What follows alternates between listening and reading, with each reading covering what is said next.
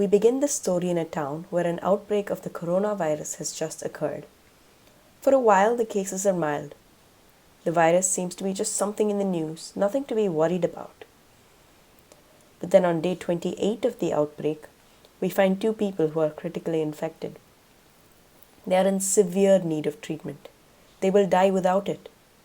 And they go to the hospital and they get their treatment and they come back alive. There were only 2 people infected, people say. Nothing to be worried about, they decide. Life goes on. But the next day, there are 11 critically infected people. And then there are 44 and 135. And it goes on increasing, higher and faster. 324 new critical cases. 605. 880. And then on day 35, we find 997 new critical cases. Now, with so many people already infected, there aren't quite so many vulnerable people in the town anymore. So the number of new cases of critical infection starts to go down. We have 880 new critical cases, 605, 324, 135, 44, 11, 2. From now on, there are no new critical cases. In this period of 14 days, almost 5,000 people were infected. So now the question arises, how many people could be saved? Suppose the town has the capability to treat 200 patients. This is no small number.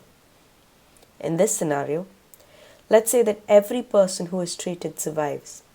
Every person who isn't treated does not. With a capacity of 200 patients a day, a total of 1,784 people survive the virus. The remaining 3,215 people do not. The number of people who die is significantly larger than the number of people who survive. There is something fundamentally wrong with that. Now we come to the phrase we've heard so often these days, flattening the curve. What do we mean by it? For this, let us keep the peak on the same day, day 35. But we extend the infection period, making a plot that is essentially shorter and wider.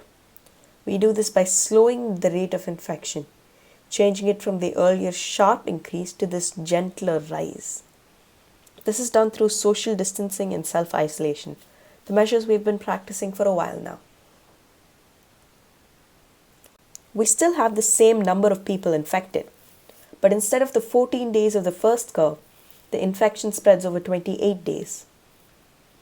So how many people can we save now? Well, assuming the same capacity of 200 people per day, we can save 3,040 people. Unfortunately, we still lose 1,957 people. But the numbers are inarguably better. Without the measures to slow the spread, we could only save 1,784 people.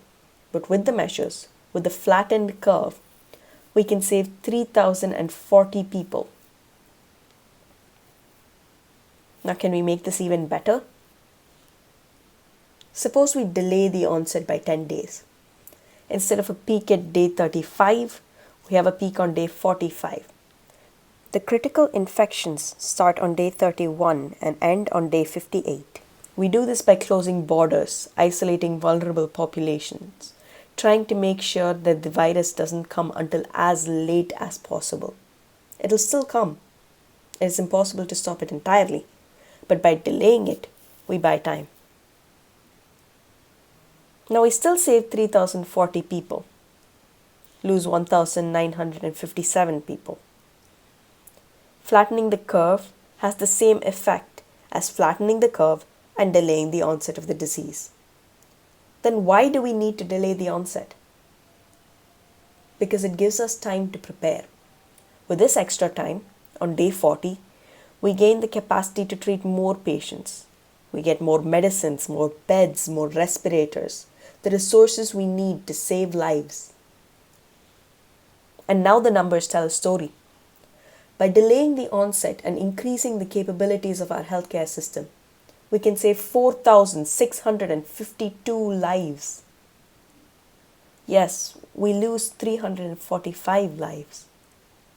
But we save 4,652 people who would have otherwise died from the virus. Now look at the previous numbers. 3,215 lives lost without measures, as opposed to the 1,784 saved. With the flattened curve, 3,040 lives saved, 1,957 lives lost. Improvement by taking measures to slow the spread of the virus. And when we delay the onset and improve the capacity of the healthcare system, we save 4,652 lives out of the nearly 5,000 who were critically infected.